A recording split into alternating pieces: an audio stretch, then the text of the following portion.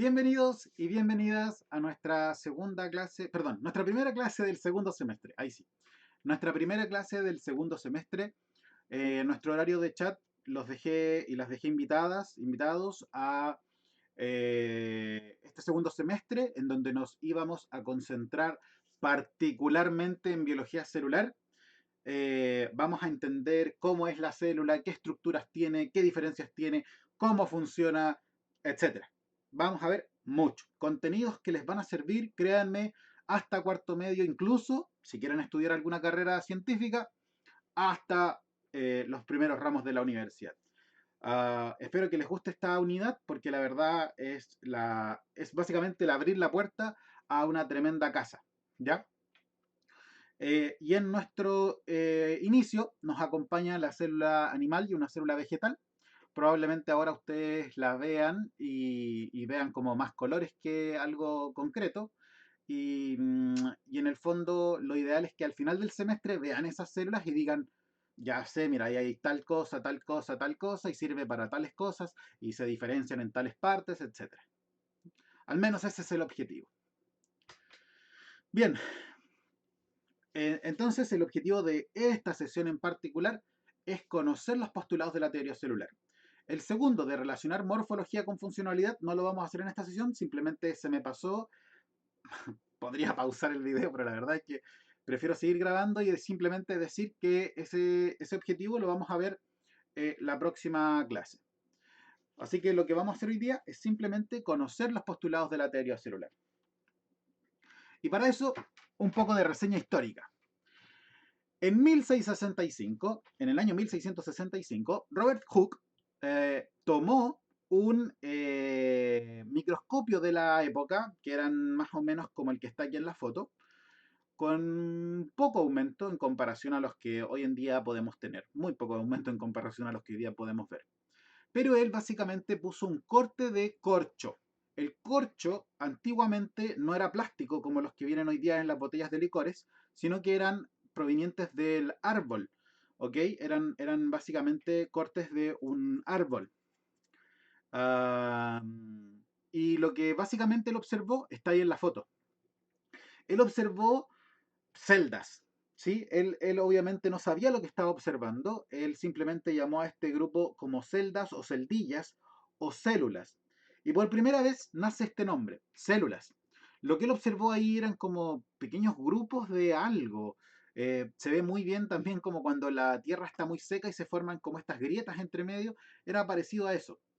Para nosotros ahora es obvio que esos son células y son unidades que se comunican y funcionan, pero él en el momento estaba mirando algo que no se había visto antes. La gracia está en que unos años más tarde, no recuerdo bien el año, no sé si, no, llegó Antoine van Leeuwenhoek, no me acuerdo cómo se pronunciaba, pero en el fondo creo que es de origen de lo que hoy vendría siendo Holanda.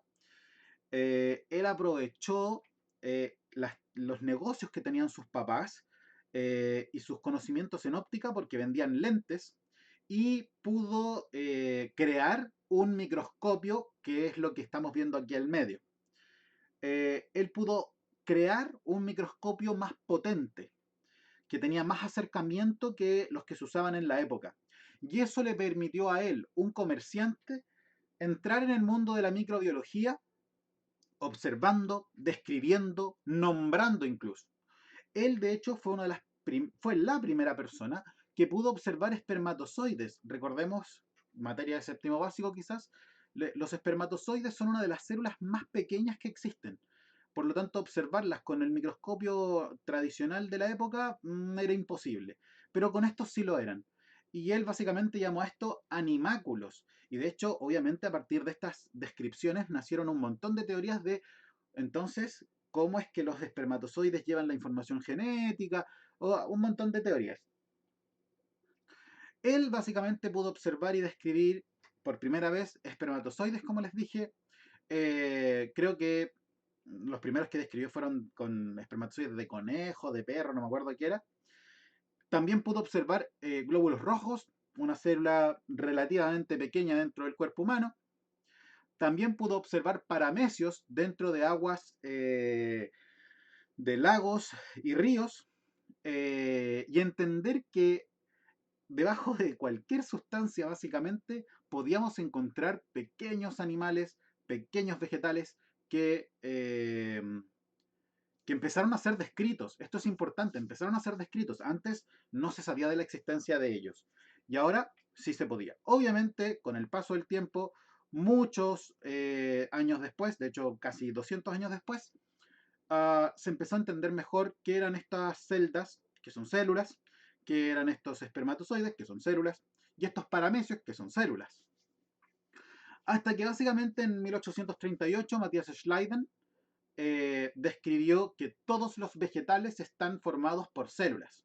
O sea, parte que yo tome de una planta va a tener células, millones de células. Las raíces, las hojas, el tronco, cualquier estructura de una planta, de un vegetal, van a ser simplemente uniones de células. A nosotros ahora eso nos resulta obvio, pero en el momento tal vez había algo que no estaba formado por células, tal vez era algo inerte, como parte de una piedra o minerales.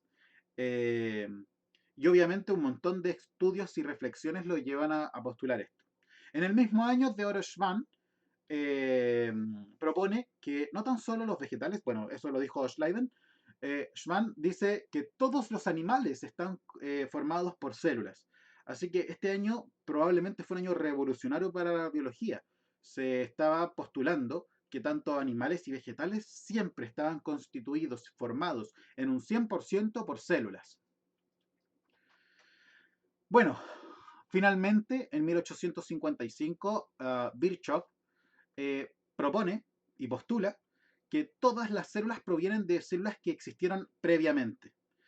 Él básicamente lo que había observado era lo que conocemos hoy en día como la división celular, en donde una célula se transforma en dos células hijas, y arriba les pongo este proceso en una célula humana, y acá abajo les pongo un proceso muy similar, pero en paramecios, ¿ya?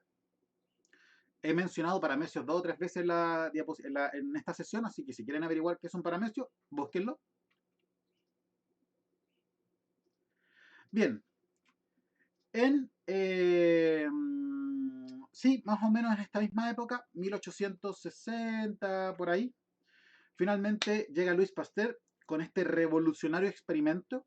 En la época se creía no tan solo en que los organismos se generaban a partir de la materia inerte, sino que, o sea, perdón, eh, eh, esa es la llamada teoría de la generación espontánea, en donde salen moscas porque del aire se puede crear una mosca, y básicamente él quiebra y termina por romper esta forma de pensar con este experimento. Pone un caldo nutritivo con muchos nutrientes, por eso es nutritivo, en un matraz que tiene esta boquilla, ¿vale? Esta entrada. Con calor deforma la entrada del vidrio y forma esta horquilla, ¿sí? Esta vueltecita.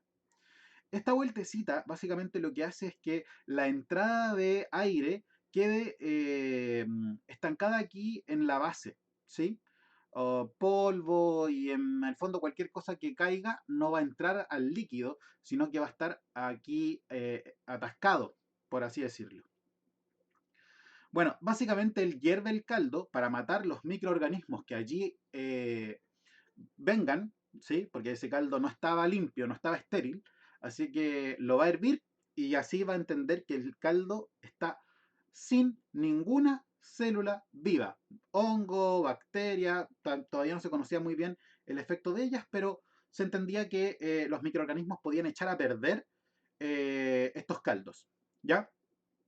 Bueno, básicamente pasaba el tiempo, pasaba el tiempo, pasaba el tiempo y el caldo se mantenía intacto. Y obviamente aquí en la vuelta de la boquilla teníamos polvo retenido que contenía millones de microbios que lo único que querían era entrar a este caldo.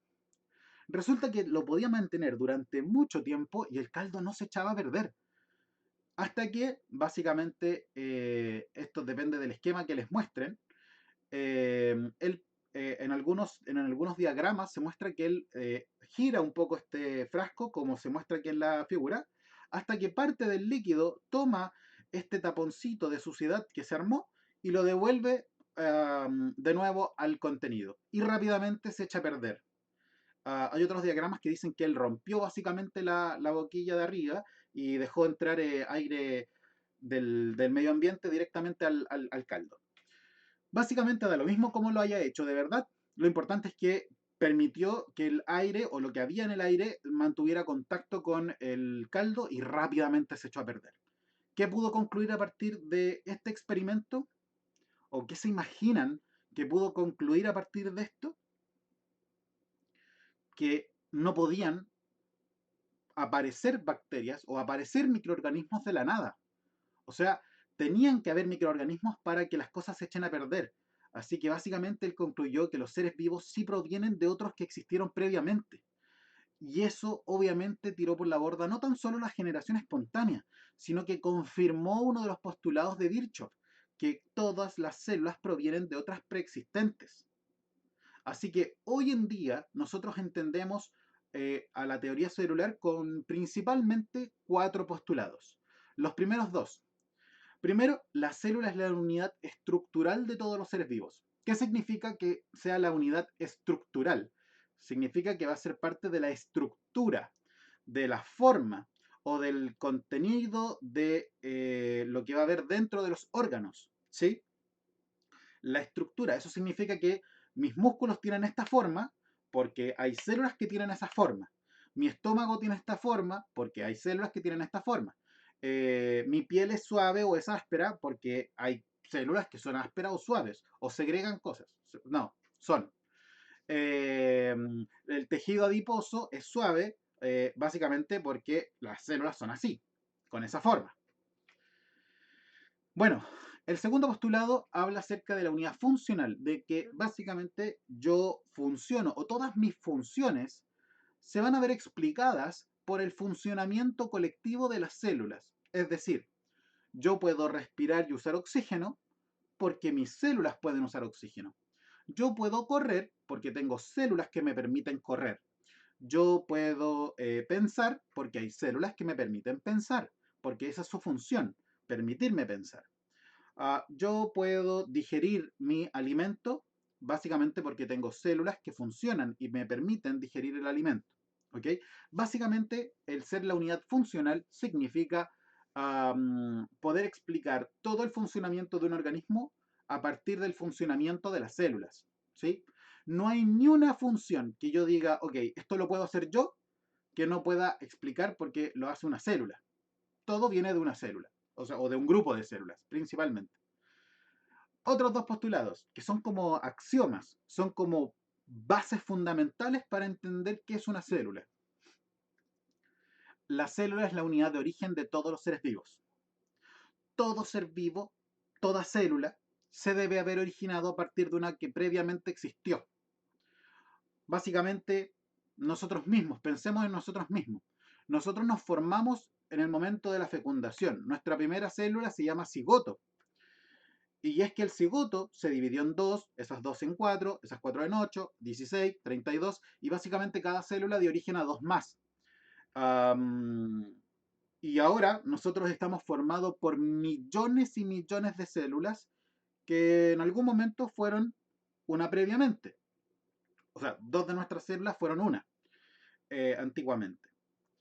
Y hoy en día, en que ya las personas adultas no debieran crecer tanto, los tejidos se van regenerando, se van regenerando. Cuando una célula piensa que ya es muy vieja o que hay alguna falla, se muere y ese espacio lo llena otra célula, que puede ser más nueva, puede ser más joven y que viene de una división celular. Tal vez este postulado es el único que tiene una excepción. Suena bastante lógico decir que todas las células nacen a partir de otra que existió previamente, pero eso asume como un ciclo infinito en la cual siempre hay un escape, la primera célula. La primera célula de este planeta se originó, obviamente, a partir de no otra célula, sino que a partir de una serie de eventos que permitieron que existiera esta célula.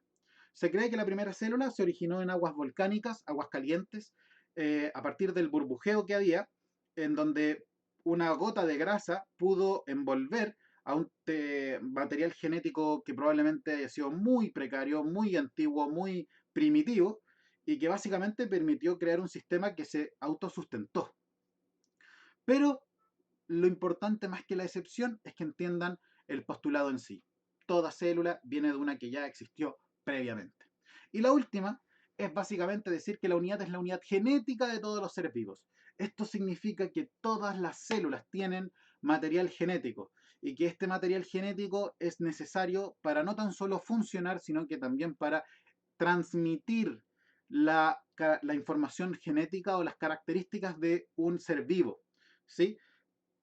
Básicamente una célula de mi hígado, cuando se va a dividir, su material genético tiene que mantenerse.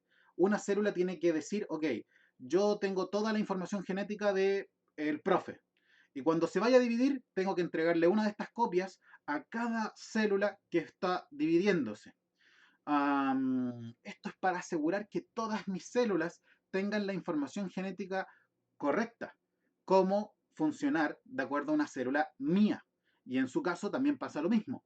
Todas sus células tienen la misma información genética. ¿Cómo hacer de usted usted?